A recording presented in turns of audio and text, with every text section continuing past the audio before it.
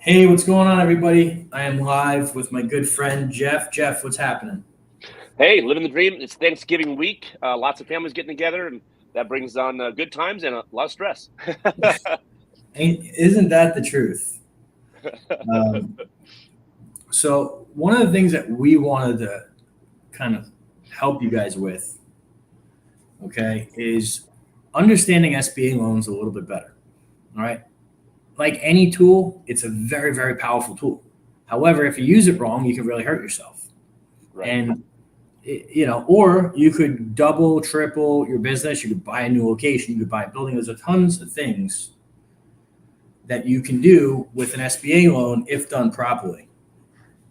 Okay. So what we want to do is kind of cut away a lot of the notions and the things that you guys have probably heard to show you, one, how to use them, what is available, and which SBA loan you use for what type of use, right? I mean, Jeff, we've spoken. You know somebody that has a building, okay? They used a 504, and it's a nightmare, okay? Right. So learn from people's mistakes. Like, Right. what we're here for. All Well, right? and for example, they look at the shiny part, the good part up front, but there's definitely some good parts for the right situation. But for example, in the deal with building, it's a two-part loan. It's 504, so the bank, SBA. What people don't think of is dead equity. There's two things I hate: lazy people and lazy money. And all of a sudden, you start paying on that, and you realize you have $2 million of equity sitting in a building that's just sitting there. You can't touch it because very few. I don't know anybody's going to take a third position. So you got first and second. Even though it's the beginning, there's two-part on that loan, and so you'll end up with $1 million or whatever it is, 500,000, whatever, sitting there that you can't borrow against. And if you go try to refi, like right now, well, the rates. Let's say you got it done 5-10 years ago, the rates are pretty low compared to now. So if you go try to refi it into one, you're going to triple your interest rate. So it's one of those things that's catch-22. You get a great deal because it's locked in for 20 years, but now you're kind of locked in because it's hard to get the equity out too. Yep. So let's go into just some of the basics on SBA loans. All right. The first thing you have to know is really what it's designed to do. Okay. And SBA loans are great for consolidating debt. Let's say you get in over your head, you have a bunch of credit cards, a bunch of business debt, the payments are killing you, and you need relief. Okay. An SBA loan is a great way to do that, because it's going to consolidate everything, give you some extra working capital in your business after the debt's paid. And then it's going to stretch that out over 10 years at an interest rate of prime plus. Okay. Now, quarterly, that interest rate will change. So when you have a 7A loan, you have to understand that every single quarter, the rate is either going to go up or down. Very rarely will it stay the same. All right. That's the first real use, is consolidating debt. The next thing is, it's great to have cash on hand. All right. If you need, and you have a lot of things that you are working on, a lot of different projects, and you don't want to individually finance them, as long as they're all longer term uses, meaning like things that you only are going to do once. Maybe you're adding a full team, okay, or maybe you're buying out a company to add and incorporate into your company. The SBA 7A is absolutely the way to do that. Why? Because again, you're paying it for it over 10 years, right? But here's where people get in a lot of trouble, right? It's great for buying buildings. It's great for buying businesses. It's great for consolidating debt. What SBA loans are not good for is short-term uses, Right. Short-term debt. All right. The other thing is, there are certain programs that absolutely will not work with an SBA loan. So if you have invoice factoring and you want to get an SBA loan, they're probably going to ask to pay that off. And invoice factoring, if you're using it, is probably the lifeblood of your business. Okay, so that's a great scenario when hey, this doesn't make sense. Okay, it also doesn't make sense to take out an SBA loan and to buy supplies, inventory, and marketing. Why? Because once you run through that money, you're going to need to do that again in a month or 2 or 3 or maybe 6. And then you can't go tap into another SBA loan because it's long-term debt. All right. Ideally, what you have to do is match up the use of what you're using the money for, essentially, to how long you should be paying for it. So think about it like this way: you have equipment that you need to purchase. That equipment's going to last you 3, 5+ years. That's how long you should pay for that equipment. Okay. If you decide to pay off equipment in a year, well, guess what? You're really, really hurting your cash flow now. Okay. That's why when you're buying a building, you can still use a 7A to buy a building, or you could go the 504 route. But the 504, which is the SBA's commercial real estate lending program, is only for purchasing buildings, and you really don't have the option to prepay, and you're kind of locked in for at least 10 years. Okay. Right. One thing to think about too, Jonathan, I noticed, for example, watch this.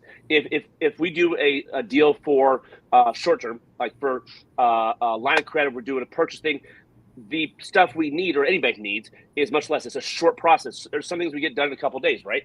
Whereas an SBA loan takes a lot longer. Feels like you're going to the doctor for an exam or something. They need a lot more stuff. They're going to dig into you, right? So longer, more BS to deal with, longer term stuff, longer term use. So the faster it is, it's usually shorter term. It kind of matches up pretty well.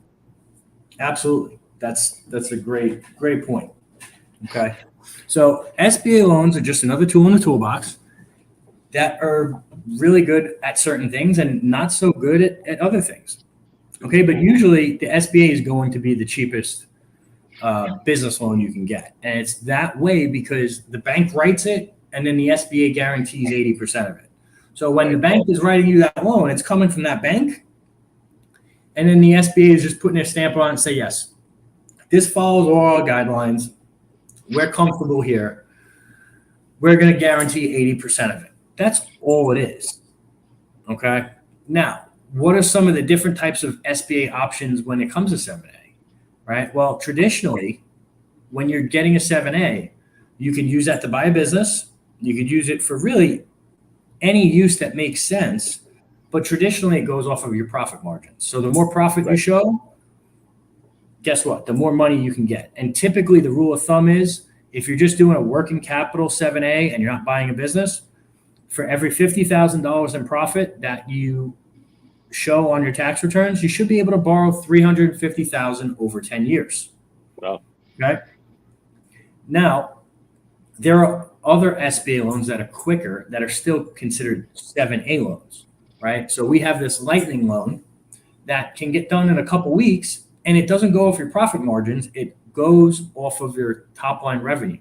So if you basically did 500,000 or more in 22 and you have 700 credit and you have good business credit, you can go get this lightning loan and they'll give you a max of 150,000 based on 30% of your top line revenue.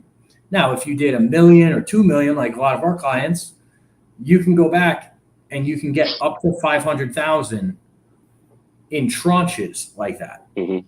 So it's a great way to get money quicker and still have great rates. Right. But here's another thing, and I want to make sure people hear what you said. Everybody kind of glossed over. They're going off of top line revenue, guys. So if you're listening to this, hear me. Usually with SBA, it sucks for business owners because we like to write things off as expenses and maybe not pay as much taxes. Not saying you're doing anything wrong, but we like to be aggressive oftentimes. But then that hurts us when we go to get a loan. They say, oh, you're not making that much money. Yeah, I am. That's it. So now instead of digging all the way down, going through stuff back and forth, trying to justify everything, they simplify it. They finally did something really, really right. It's going to have the top line revenue. We're not digging in the minutiae. We're not digging in the details. Top line, that simple. And Jonathan, is it 10 years, the loan? 10 years. Yeah, so top line revenue, 10 years, pretty decent rate. This is pretty close to as good as it gets because of the speed and the fact that, hey, here's my top line. I don't have to prove all this stuff, all my expenses. Just leave it alone. To me, that's beautiful. That's a big, big deal. Yeah, absolutely, right? And then the last real function, right? So that's the lightning loan. And most people that we see coming in for SBA loans, that's the one they're going to because it's quicker and it's easier. When you're talking about buying a building, okay, you can either use a 504 or a 7A. Most people don't know that. And if you're buying a building, the 7A will go out just as long as the 504. The only difference is that interest rate is going to vary, while a 504 is usually fixed. Okay. Right. And in the past, by the way, the banks pushed 504 because 7A was not guaranteed at as a high of a level as the 504. With the SBA change, they brought that up now. So now the banks are much more glad to offer that instead of putting more at risk from their side. Yeah. And by the way, I wouldn't be locking in rates on real estate at these prices. Not right now. You know, so you're probably way better off using the 7A because it has flexibility and the rate will eventually come down.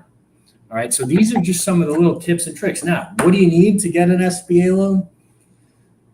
I'm going to go through the just standard qualifications. Typically, you're going to need 2 years of business returns. Okay. If you're not a startup, you're going to need 700 credit. You're going to need good business credit. And you either need to show decent profit or decent top line revenue, depending on what you're trying to accomplish.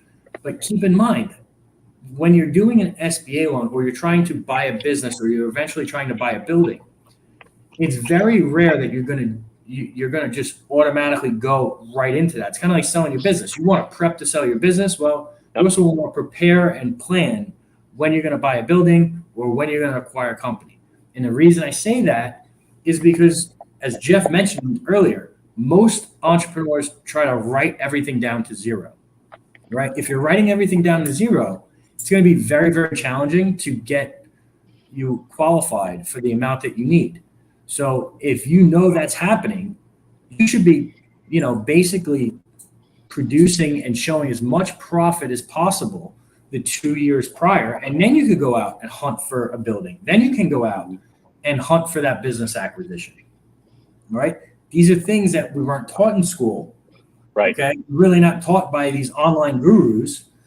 And me and Jeff are coming to you and trying to teach you to prepare and how to plan ahead so you can get the financing lined up to grow your business, to grow your net worth, and use other people's money to do it. Right. And by the way, if last year you're really aggressive and this year like, I can change it this year, talk to your CPA, but you may be able to go back and amend your return and show some more income. I can pretty much guarantee you the IRS is not going to be upset if you send an amendment and give them more money. They try to check you if you go the other way, but if you send them more money, they go, thank you so much, give us money. So you can always go back and amend it within reason, but talk to your CPA for advice on that, of course. But that way you have those 2 years showing a little more money, then you go in and then you go back to being aggressive. So you got time, John said, get prepared, time it when you're going to need to borrow money and prep for that a year or two in advance, plan it out and be aggressive where you want to be at the right time. Oh, 100%. All right. Now, here's a couple of little things that will make your life easier if you do decide or when you do decide to get an SBA loan. There are certain things, certain boxes you have to check. One, you cannot lie at all on that application or fill out anything that's wrong. They will find out. They will figure it out. Okay. 2, any type of criminal history, especially white-collar felonies, have to be disclosed, and you want a letter of explanation. All right. And then the one kicker that no one really thinks about is any type of government debt that you have. If you ever defaulted on that, you are already starting at a disadvantage where you're probably going to get declined. All right. So what's some government debt that you could? Well, obviously an SBA loan is one. Yeah. The other thing that nobody realizes is student loans. Okay. If you defaulted on student loans or you're late on student loans, even if you co-sign, because I have a lot of people who co-sign for their kids, and now all of a sudden they're trying to get through the process, and this is coming up on their credit report. Right. All right. And again, that's just if it's late and default. Not that you have them. It's okay to have them, but don't show a history of screwing the government. Yeah. It's not a good thing. Other things are like tax liens. Okay. Yeah. They're not going to fund you if you have X amount of tax liens do. Okay. So these are just things that you have to prepare for and know going into it. Because if you know going into it, you have explanations for it, or you avoid having these challenges in the first place, it should be smooth sailing. All right. What else you got on this, Jeff? Okay. So when I went through the process, I've taken a few. Have records of consistency. So if you have something that you legitimately write off as a business expense, make sure it's the business account paying for it, not commingling. So for example, and I didn't know this, thankfully I did it the right way. I pay for some of my cars through the business, but it's a business expense. Actually, my student loans are through the business because it's part of a compensation deal, and it pays through the business. Well, they're going to make you show 12 statements and 12 invoices that match. They may go back through and show the check or the wire, each time, bam, bam, bam, bam, bam. So if somebody has, say, your car payment, sometimes I pay at a personal, sometimes I pay at a business. No, you're dead. They're not going to count it. They will not count that as a financial add back for your whole picture. So if you want the debts moved to make sure it's shown for the business as you go through all this, you have to have documentation from the bank or wherever else and show consistency on that. So anything that might be personal or might be business, make sure you have the records to show the business paid for each and every time. Yep. And guys, the reason why Jeff's bringing up add backs is because when you're going through the SBA process, there are certain items that you've deducted that can be added back. That's why they're called add backs, to bump up your net profits. Okay. Like owner salary. Okay. Right. Most times, if you're an owner and you're taking a large salary, you're essentially front running or front loading your profit. Okay. They will allow you to add some of that back.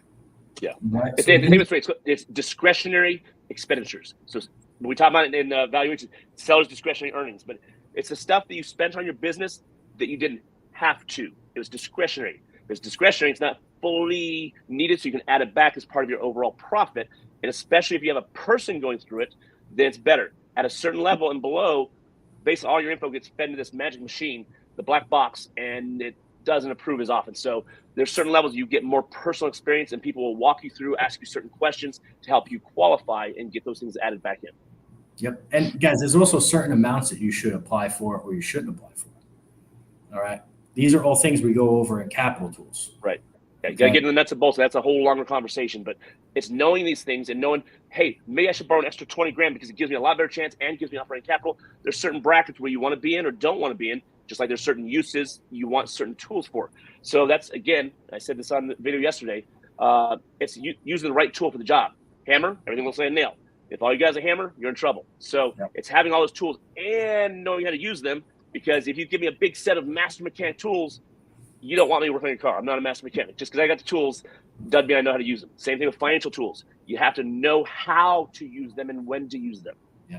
And here's the last part that'll really blow your mind. Not every bank that offers an SBA loan actually does them. Yep. And each bank that does them has a different appetite. Let me explain that and unpack that, because it's super important to understand if you think you just want to walk into a bank and apply.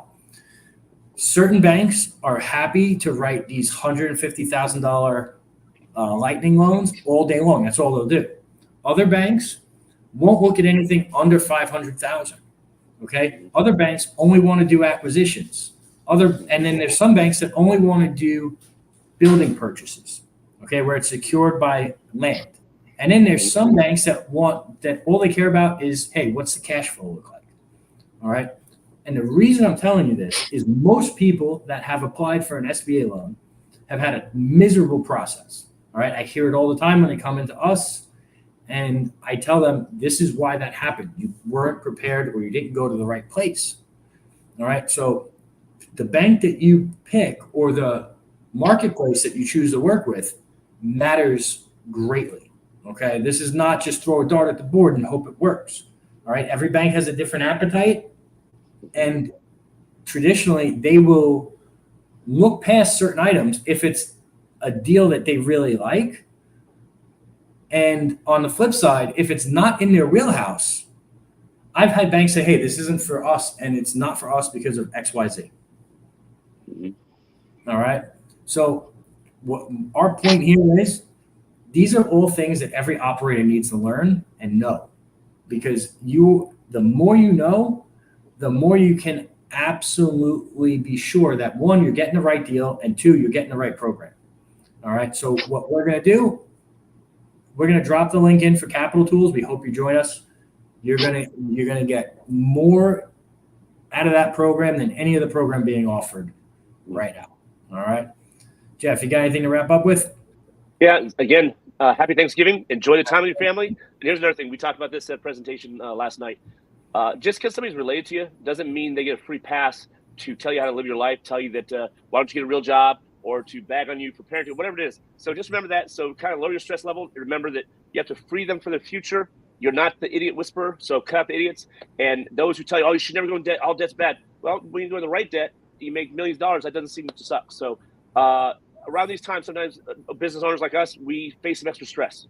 And remember, there's more people out there. Reach out, talk to others. But the ones who aren't contributing, then that means they're contaminating. If they're contaminating, get them away from you. Be around the right people over Thanksgiving and for the rest of the holiday season. And we hope to talk to you soon. I love it.